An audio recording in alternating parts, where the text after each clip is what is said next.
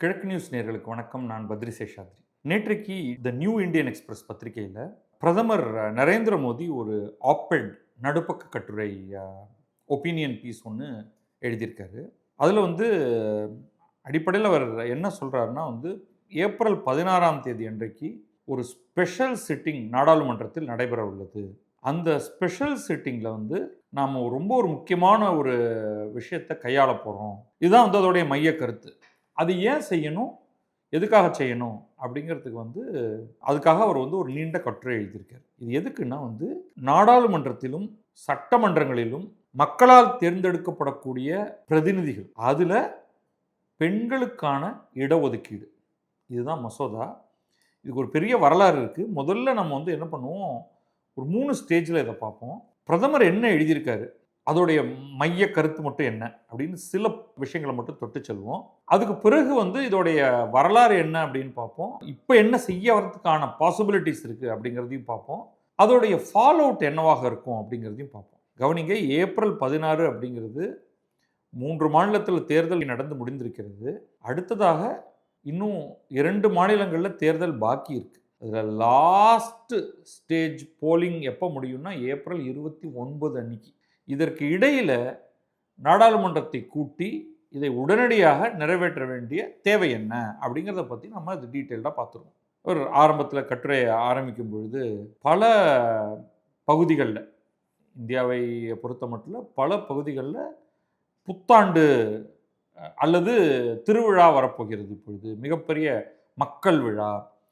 அஸ்ஸாமில் பிஹு, ஒரிஷாவில் மகா பிஷுபபான சங்கராந்தி, பேசிக்கலி சங்கராந்தி, அதுதான் மக்கர சங்கராந்தி அப்படின்னு நம்ம சொல்கிற மாதிரி 2 விதமான, அந்த ஒரு இடத்துலேருந்து இன்னொரு இடத்துக்கு சூரியன் நகர்றது நட்சத்திரத்தில். இதில் இது மக்கர சங்கராந்திங்கிறது பொங்கல் தை மாதத்தில். இது பிஷுப பன சங்கராந்தி. வெஸ்ட் பெங்காலில் பொய்லோ பைஷாக், கேரளாவில் விஷு, தமிழில் சித்திரை புத்தாண்டு, பஞ்சாப்லையும் வட இந்தியாவில் பல பகுதிகளில் பைஷாக்கி. ஸோ இது எல்லாமே தொடர்ச்சியாக கொண்டாடக்கூடிய மிகப்பெரிய பண்டிகைகள். ஸோ அந்த பண்டிகைக்கு எல்லாருக்கும் அவர் வாழ்த்து சொல்கிறாரு.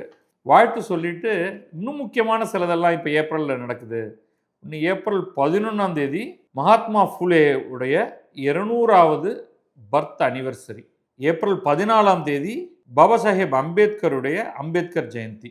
இப்படி அப்படியே நம்ம கொண்டாடக்கூடிய பண்டிகைகள் வழியாக அம்பேத்கருக்கு அப்படியே நேராக கான்ஸ்டிடியூஷனுக்கு போய்டுறாரு. இதை ஏப்ரல் 16ஆம் தேதி பார்லிமெண்ட் ஒரு ஸ்பெஷல் செஷனை கூட்டுது. அங்கே ரொம்ப ஒரு இம்பார்ட்டண்ட்டான ஒரு மசோதா தாக்கல் செய்யப்பட உள்ளது.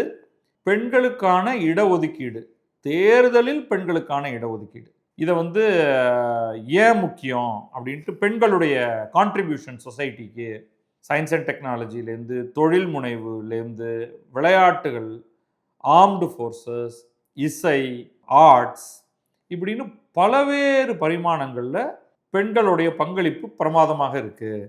அதுக்கு காரணம் பார்த்தீங்க அப்படின்னா ஆக்சஸ் டு எஜுகேஷன், கல்வி அவர்களுக்கு கிடைத்திருக்கிறது. சுகாதாரம், இம்ப்ரூவ்டு ஹெல்த் கேர், அதுக்கப்புறமா என்ஹான்ஸ்டு ஃபினான்ஷியல் இன்க்ளூஷன். இவங்களுக்கு இன்றைக்கு பெண்களுக்கு வங்கி போய் கணக்கு தொடங்கலாம், பணம் கடனாக பெறலாம், இன்னும் பல அடிப்படை வசதிகள் எல்லாம் அவர்களுக்கு கிடைத்திருக்கக்கூடிய காரணத்தினால பெண்கள் பெரிய அளவில் பொருளாதாரத்திலையும் சமூகத்திலையும் பங்களிக்க ஆரம்பித்திருக்கிறார்கள் அப்படின்னு சொல்லிட்டு இதெல்லாம் சூப்பருங்க. ஆனால் அரசியல்னு வரும்பொழுது பெண்களுக்கான இடம் சரியாக இல்லை. அதுவும் முக்கியமாக லோக்கல் பாடிஸ்க்கு வந்துருச்சு.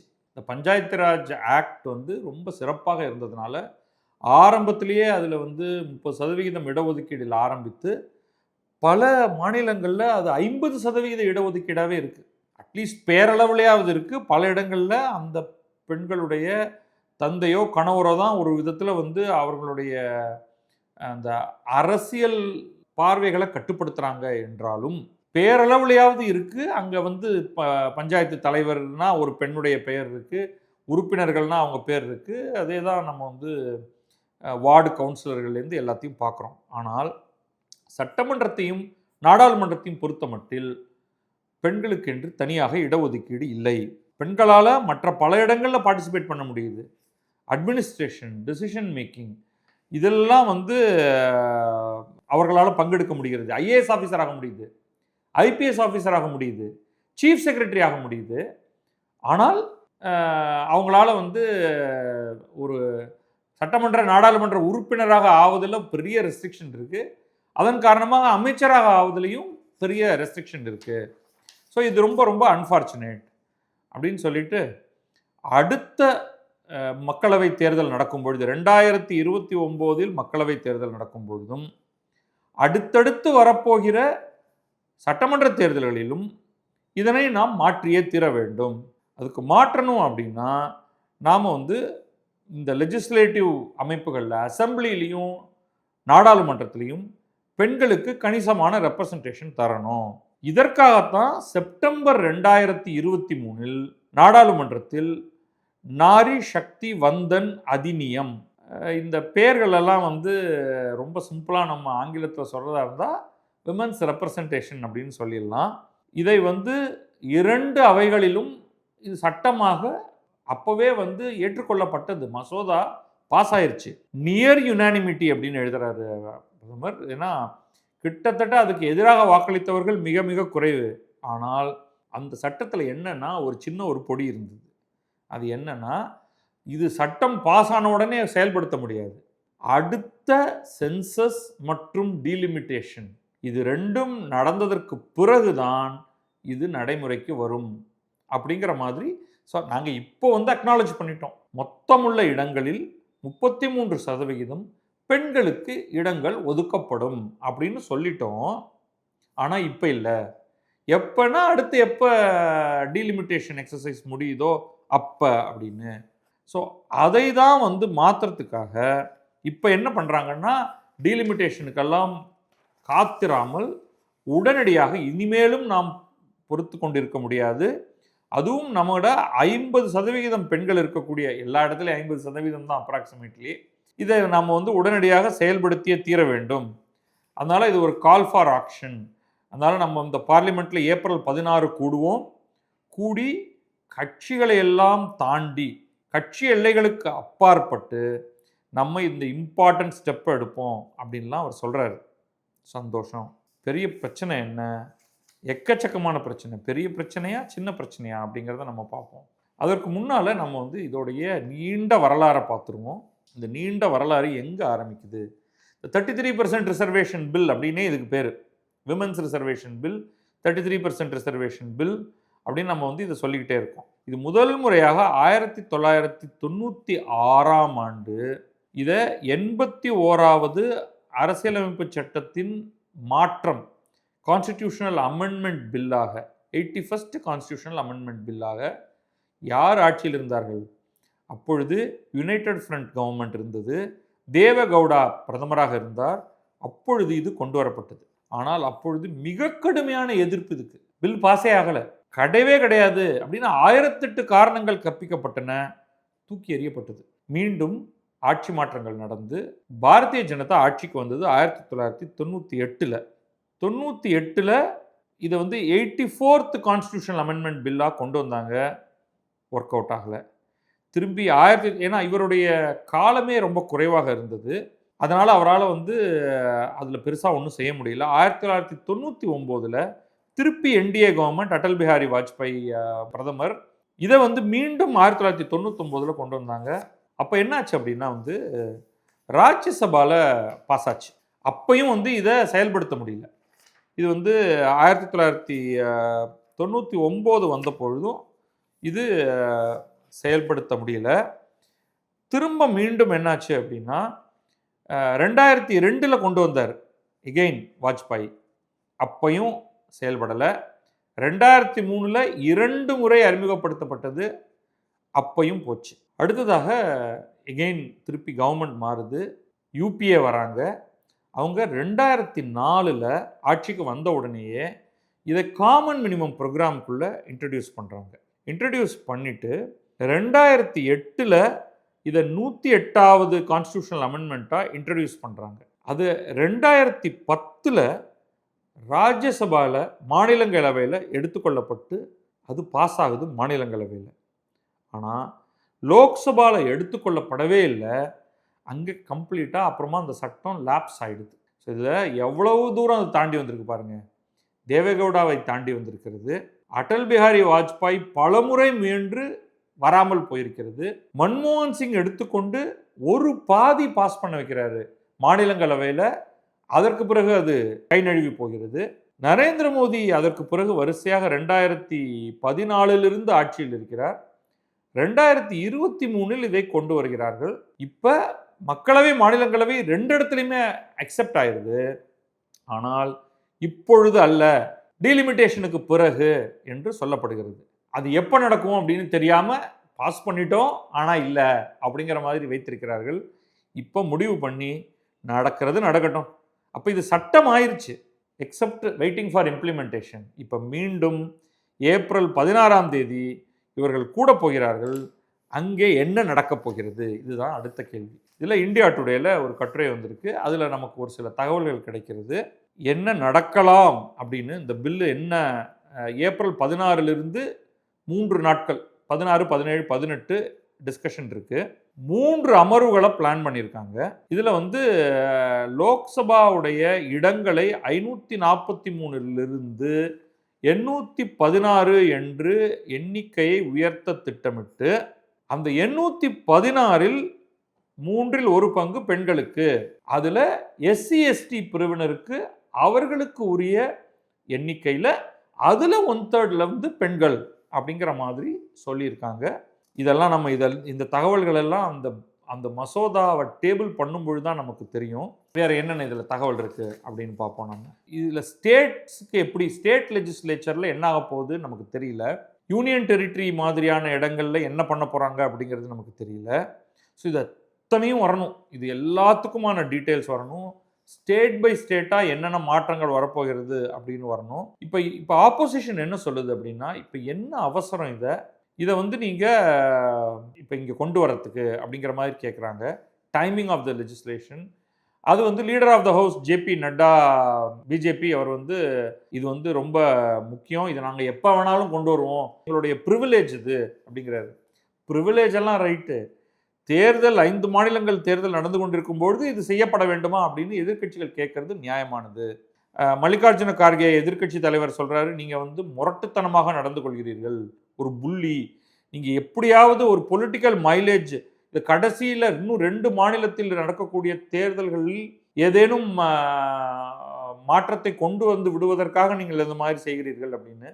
எனக்கு இதில் வேற கருத்து இருக்குது, அதை கடைசியாக சொல்கிறேன். தேர்தல் நடக்கும்பொழுது இதை கொண்டு வரது கட்டாயமாக எலக்ட்ரல் அட்வான்டேஜுக்காக தான் அப்படின்னு ஜெயராம் ரமேஷ் காங்கிரஸ் தலைவர் சொல்கிறாரு. ஆனால் எந்த அளவுக்கு எலக்ட்ரல் அட்வான்டேஜ் இருக்குன்னு சத்தியமாக எனக்கு புரியல. எலக்ட்ரல் டிஸ்அட்வான்டேஜ் நிறையா இருக்குன்னு தான் நான் கருதுகிறேன். அதை பற்றி நான் இறுதியாக சொல்கிறேன்னா, இது ஜெயராம் ரமேஷோடைய கருத்து. நம்ம ஏன் அனைத்து கட்சி கூட்டம் ஒன்றை நடத்தி ஏப்ரல் 29க்கு பிறகு நடத்தி அதற்கு பிறகு இதை கொண்டு வரக்கூடாது, அப்படின்னு இந்த 10 நாளில் என்ன நடந்துட போகுது அப்படின்னு அவர் கேட்கறது நியாயம்தான். ஸோ இது நீங்கள் வேற ஏதோ கருத்து ஏதோ வச்சுருக்கீங்க. இன்னைக்கு கிரண் ரிஜிஜு அதெல்லாம் ஒன்றும் கிடையாது, எங்களுக்கு ஒரு கமிட்மெண்ட் இருக்குது, பெண்களுக்கு நாங்கள் இதை செய்தே தீருவோம், பெண்களுக்கு இதை செய்தே தீருவோங்கிறது 1 மாதம் வெயிட் பண்ணக்கூடாதா? ஸோ இது எல்லாரும் இதில் நிறைய பேர் இதில் கொஸ்டின் பண்ணுறாங்க. இன்னொரு முக்கியமான ஒரு கொஸ்டின் ஒன்று எது எழுப்பப்பட்டிருக்கு, ராஜ்யசபையில் எந்த மாதிரியான, அதாவது மாநிலங்களவை மட்டும் இல்லை, இந்த மேலவைன்னு இருக்கு இல்லையா, நேரடியாக மக்கள் தேர்ந்தெடுப்பதில் நீங்கள் டீலிமிட்டேஷன் பண்ணி நீங்கள் என்ன பண்ணலான்னா, இந்த தொகுதிகள் எல்லாம் பெண்களுக்கான தொகுதிகள், இதெல்லாம் SC STயில் இருபாலரும் நிற்கலாம், இதெல்லாம் SC பெண்கள் ST பெண்கள் என்னெல்லாம் பண்ணணும்னு பாருங்கள். இப்போ நமக்கு என்ன இருக்குது, பொது தொகுதி, SC தொகுதி, ST தொகுதி 3 தான் இருக்குது. இப்போ இது எப்படி மாறும்னா, பொது தொகுதி பெண்கள், SC தொகுதி SC தொகுதி பெண்கள், ST தொகுதி ST தொகுதி பெண்கள் அப்படின்னு 6 ஆகும். 3ஆ இருக்கிறது 6 ஆகும். இதை எல்லா இடத்துலையும் எப்படி சாத்தியப்படுத்த போகிறாங்க அப்படிங்கிறதுல ஒரு சேலஞ்ச் ஒன்று இருக்குது. இப்போ இதில் கேள்வி எழுப்பப்படுறது என்னென்னா, மாநிலங்களவையில் என்ன பண்ணுவீங்க? மாநிலங்களவைக்கு நீங்கள் ஒரு தொகுதிக்கான ரெப்ரசன்டேட்டிவ் கிடையாது. 6 தொகுதிகள் வேக்கன்சி, 6 இடத்துக்கு ஆள்களை நிறுத்துங்கள் அப்படின்னு சொல்லுவாங்க. அவ்வளோதான் சொல்ல முடியும். இப்போ நீங்கள் அதில் வேற நீங்கள் இப்போ மாற்றணும். இப்போ மொத்தமாக மாநிலங்களவைக்கு நம்ம 180 இடங்கள் இருக்குது அப்படின்னு வச்சுக்கிட்டா, நீங்கள் வந்து அதில் ஒரு 1/3 அப்படின்னா உங்களுக்கு வந்து 60 தொகுதி. நான் சும்மா குத்து மதிப்பாக ரவுண்ட் ஆஃப் பண்ணுறேன். டிவைட் பண்ணுறதுக்கு ஈஸியாக 60 + 120. இந்த 60 தொகுதியில் பெண்களை மட்டும்தான் நிறுத்த முடியும், எந்த கட்சியாக இருந்தாலும். பெண் வெர்சஸ் பெண். அதில் யாராவது ஒருத்தர் ஜெயிப்பாங்க. அதுக்கான வாக்கெடுப்பு தனியாக நடக்கணும். மீதி 120 தொகுதிகளில் ஆணும் நிறுத்தப்படலாம், பெண்ணும் நிறுத்தப்படலாம். அதில் என்ன வேணாலும் நடக்கலாம். இன்ஃபேக்ட் மாநிலங்களவையை பொறுத்து பார்த்தீங்கன்னா, அதில் எஸ்சி எஸ்டி ரெப்ரசன்டேஷன் அப்படின்னு ஃபிக்ஸ்டு ரெப்ரசன்டேஷனே கிடையாது. எஸ்சி தொகுதி எஸ்டி தொகுதி என்பது மாநிலங்களவைக்கு கிடையாது. ஸோ இந்த ரெப்ரசன்டேஷன் எல்லாமே பெண்களுக்கான ரெப்ரசன்டேஷன் மக்கள் நேரடியாக தொகுதி வாரியாக தேர்ந்தெடுக்கக்கூடிய இடத்தில் தான் செய்ய முடியும். ஸோ அதையும் ஞாபகம் வச்சுக்கணும். அப்போ எந்தெந்த மாநிலங்களின் சட்டமன்றத்தில் மேலவை இருக்கிறதோ அதையும் மாநிலங்களவையும் என்ன பண்ணுவீர்கள் என்றால் ஒன்றும் பண்ண முடியாது அப்படிங்கிறது தான் எனக்கு முதல்ல தோணுது. பார்க்கலாம் இவங்க என்ன சொல்ல போகிறாங்க அப்படின்ட்டு. இன்னொன்று வந்து இதை அக்காமடேட் பண்ணுறதுக்காக நம்பர் ஆஃப் சீட்ஸை அதிகப்படுத்த போகிறாங்க. இப்போ நம்பர் ஆஃப் சீட்ஸை அதிகப்படுத்துகிறாங்கன்னா அதன் காரணமாக தென் மாநிலங்கள் பாதிக்கப்படும் இந்த மக்கள் தொகையின் அடிப்படையில் அப்படின்னு காங்கிரஸ் சொல்லுது. இந்த காரணத்தினால தான் இன்னைக்கு தமிழகத்தில் தேர்தல் நடந்து கொண்டிருக்கக்கூடிய இந்த நேரத்தில் இதை பற்றியெல்லாம் பேசுவது என்பது மிகப்பெரிய சிக்கலிலேயே போய் முடியலாம், அட்லீஸ்ட் குறைஞ்சபட்சம் தமிழக தேர்தலை பொறுத்தவரை அப்படின்னு எனக்கு தோணுது. இதில் வந்து பதில் சொல்ல வேண்டிய கேள்விகள் நிறைய இருக்குது. இப்போ நீங்கள் வந்து பெண்களுக்கான ரிசர்வேஷனை பற்றி மட்டும்தான் சொல்ல போகிறீங்களா, இல்லை டீலிமிட்டேஷனை சொல்ல போகிறீர்களா? டீலிமிட்டேஷன் என்றால் தேர்தலில் எவ்வளவு தொகுதிகள் மொத்தமாக வரப்போகிறது என்பதை மறுவரையறை செய்வது. அந்த மறுவரையறை செய்யும் பொழுது ஒவ்வொரு மாநிலத்துக்கும் எத்தனை இடங்கள் என்று மாற்ற வேண்டும். இதை பற்றி நம்ம நிறையா பேசியிருக்கோம். அமெரிக்காவில் எப்படி நடக்குது, இந்தியாவில் வந்து அதில் என்ன பிரச்சனை இருக்குது. 1971 சென்சஸ் மட்டும்தான் இன்றைக்கு நம்ம ஃபாலோ பண்ணிகிட்டு இருக்கோம் இது வரைக்கும். அதன் அடிப்படையில் தான் நம்ம வந்து இடங்களை ஒதுக்கி கொண்டிருக்கிறோம். அதை மாற்றக்கூடாது என்று குறைந்தபட்சம் தமிழகம் கேட்கிறது. தமிழகமும் கேரளமும் கேட்கின்றன. கர்நாடகம் கேட்க போகுதா இல்லையான்னு தெரியல. ஏன்னா இந்த மக்கள் தொகை அடிப்படையிலான டீலிமிட்டேஷன் வந்ததுன்னா கர்நாடகத்துக்கு அதிக தொகுதிகள் கிடைக்கும், நாடாளுமன்ற தொகுதிகள் கிடைக்கும். ஸோ அவங்க அவங்களுடைய கருத்து என்ன அப்படின்னு தெரியல. ஸோ இப்போ வந்து நிறைய இந்த பண்டோராஸ் பாக்ஸ் அப்படின்னு சொல்லுவாங்க. நீங்கள் வந்து சும்மா இருக்கிற ஒரு விஷயத்தை ஊதி கிளப்பி பெண்களுக்கு மட்டும் ரிசர்வேஷன் என்று கிளீனாக நீங்கள் போகிறீங்கன்னா அதுக்கான ப்ராசஸ் வேறு. அதுலேயே நிறையா பேர் வந்து இதை எதிர்க்கிறதுக்கு காரணமே அவங்களுடைய சொந்த தொகுதின்னு ஒன்று இருக்குது. ஒரு ஆண் அவருடைய சொந்த தொகுதி, இப்போ அந்த தொகுதி பெண்களுக்கு ஒதுக்கப்பட்டால் அவருடைய கதை அதோட முடிஞ்சு போயிடுச்சு. அவர் இன்னொரு தொகுதிக்கு போயாகணும். இல்லைனா அவர் லிட்ரலி அவர் வந்து நாடாளுமன்றத்திலிருந்து ரிட்டையர் ஆகி தன்னுடைய மனைவியையோ தன்னுடைய மகளையோ அங்கே நிற்க வைக்கணும், குடும்பத்திலேருந்து யாராவது ஒருத்தரை. இப்போ அதுவே நம்ம மக்களுக்கு பெரிய அதிர்ச்சி தரக்கூடியது, நம்ம அரசியல்வாதிகளுக்கு. இது எல்லாத்த பற்றி இங்கே பேசும் பொழுது இந்த தொகுதிகளை எப்படி தீர்மானிக்க போகிறீங்க, தொகுதிகளை எப்படி மறுசீரமைப்பு செய்ய போகிறீங்க. அப்போ இப்போ நாம் பேசிகிட்டு இருக்கக்கூடிய, இப்போ என்னை பொறுத்த வரைக்கும் நான் வந்து மயிலாப்பூருக்கான ஒரு வாக்காளர் தான். இப்போ மயிலாப்பூருங்கிற தொகுதி இருக்குமா, மயிலாப்பூர் வெட்டப்படும், அப்படி தான் ஆகணும். இது வந்து நான் வந்து சட்டமன்ற தொகுதியை பொறுத்த வரைக்கும், ஏன்னா அங்கேயும் பெண்களை உள்ளே கொண்டு வரணும்னா சில மாற்றங்கள் கொண்டு வரணும். அதே மாதிரி தென் சென்னை அப்படின்னு வருதுன்னா அதில் சில மாற்றங்கள். இப்படி எக்கச்சக்கமான குழப்பங்கள் இங்கே நடக்கப் போகிறது. அதையெல்லாம் பேசுவதற்கான நேரம் இதுவா? தேர்தல் பிரச்சாரம் 2 மாநிலங்களில் போய்கிட்டு இருக்கும். இது வந்து உண்மையிலேயே பாரதிய ஜனதா தனக்கு இதில் ஏதேனும் ஒரு அட்வான்டேஜ் இருக்குது என்று நினைத்து இதை செய்கிறதா, இல்லை எந்த அறிவுரையின்படி இதை இப்பொழுது எடுக்கிறார்கள்? நியாயமாக 2023 சட்டம் என்ன, நீங்கள் பாஸ் பண்ண சட்டம் என்ன சொல்லுதுன்னா, சென்சஸ் முடித்ததுக்கு பிறகு, டீலிமிட்டேஷன் முடித்ததற்கு பிறகு இதை கொண்டு வரணும் அப்படின்ட்டு தான் சொல்லுது. அது சென்சஸ் முடியல, இப்போ தான் ஆரம்பிக்குது. டீலிமிட்டேஷன் அதற்கு பிறகு, சென்சஸோடைய கண்டினியூவேஷன் தான் delimitation. But you may use a different formula. சென்சஸ்ங்கிறதுக்கும் தேர்தலுக்கும் சம்மந்தம் இல்லை. ஆனால் சென்சஸோடைய அவுட்கம் எடுத்துக்கிட்டு நீங்கள் அடுத்த கட்டத்துக்கு நீங்கள் போகிறதுக்கான ஒரு முடிவை நீங்கள் எடுக்க வேண்டும். டீலிமிட்டேஷன் எக்ஸசைஸ் பண்ணணும். ஸோ அதை இப்போ பண்ணி அதுக்கு பிறகு பெண்களுக்கான ரிசர்வேஷன் அப்படிங்கிறது தான் லாஜிக்கல் ஸ்டெப். ஆனால் இவர் ஒரு ஆப்பட் எழுதிட்டு அடுத்த வாரத்தில் ஒரு பெரிய கலையபுரத்தை நரேந்திர மோடி அவர்கள் செய்ய இருக்கிறார்கள். அது என்ன பண்ணுறாருங்கிறத பொறுத்து தான் நம்ம சொல்ல முடியும். இன்றைக்கி என்னால் ஒன்றுமே சொல்ல முடியாது.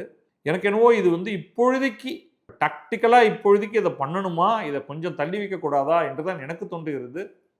சும்மாவே தமிழகத்தில் வந்து ஸ்டாலின் எதை எடுத்தாலும் என்னென்னலாம் இந்த சொல்லியிருக்கார் பாருங்க. தட்சிண பிரதேசம் என்று பெயர் மாற்றி விடுவார்கள். அதிமுக கூட்டணி ஜெயித்து விட்டால், இது வந்து திருமாவளவன் சொல்றாரு, எடப்பாடி பழனிசாமி முதல்வர் அல்ல, ஹெச் ராஜா தான் முதல்வர்.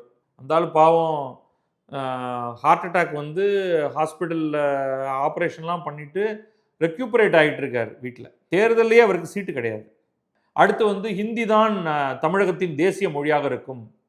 பேரை மாற்றியாச்சு இல்லையா, தமிழகத்தை தட்சிண பிரதேசம்னு மாற்றியாச்சுன்னா அடுத்து ஹிந்தி தானே இங்கே வந்து முதன்மை தாய்மொழியாக இருக்கும். தமிழை படிப்பவர்கள் நாக்கை வெட்டி விடுவார்கள். இதெல்லாம் நான் எக்ஸ்ட்ரா பாயிண்ட் எடுத்து கொடுக்குறேன். தமிழ் புத்தகங்கள் எல்லாம் தீயிட்டு கொளுத்தப்படும். திருக்குறள் என்று பெயரை சொல்பவர்களுக்கு 7 நாள் ஜெயில் போடுவோம். இப்படியெல்லாம் ஏதாவது சும்மா 1-2 வார்த்தைகளோட இன்னும் கொஞ்சம் சேர்த்து விட வேண்டியதானே அடுத்து. அப்படி ஏற்கனவே ஒன்றுமே இல்லாத இடத்துலையே பொய் சொல்லிட்டு பிரச்சாரம் பண்ணிட்டு இருக்கிறவங்களுக்கு இவங்க நிறையா கண்டென்ட் கொடுக்க போகிறாங்களா இல்லையான்னு தெரியல. பாவம், இது ஒரு விதத்தில் எடப்பாடி பழனிசாமி வேற, என்னையா பண்ணுறீங்க, ஏதோ கஷ்டப்பட்டு நான் ஜெயிச்சிடலான்னு பார்த்துக்கிட்டு இருக்கேன் அப்படிங்கும் பொழுது ஏன் இது என்ற கேள்வியோடு முடித்துக் கொள்கிறேன். நன்றி, வணக்கம். நான் பத்ரி சேஷாத்ரி.